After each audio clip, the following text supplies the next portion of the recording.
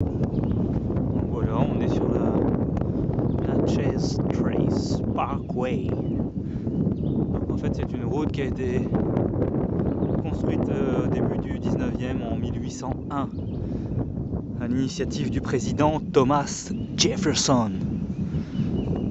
Donc Jefferson a demandé à ce que ce soit construit pour relier le nord du pays, qui était relativement sous contrôle américain, à la partie la plus extrême, enfin la plus septentrionale du pays, qui se trouvait être Natchez, à la frontière avec les territoires espagnols à l'époque. Toute cette zone a été aussi occupée par des Indiens. Donc l'objectif, c'était de sécuriser un peu les convois. Ça a été vite abandonné parce qu'après, avec le développement des bateaux à vapeur, on a utilisé de plus en plus le Mississippi pour transporter les choses. Intéressant, hein? Donc voilà un petit peu l'origine de cette route, qui est donc aujourd'hui une route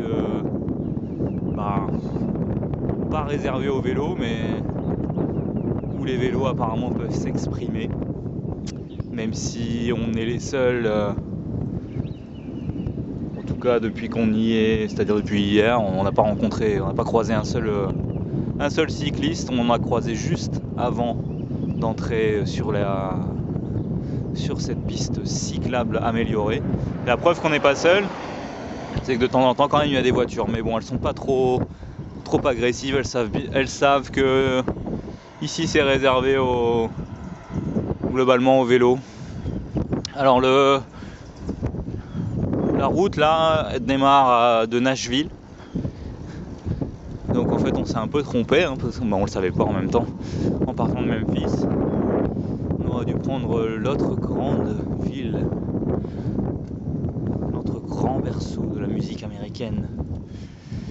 Mais on n'était pas au courant. Voilà, avis aux amateurs.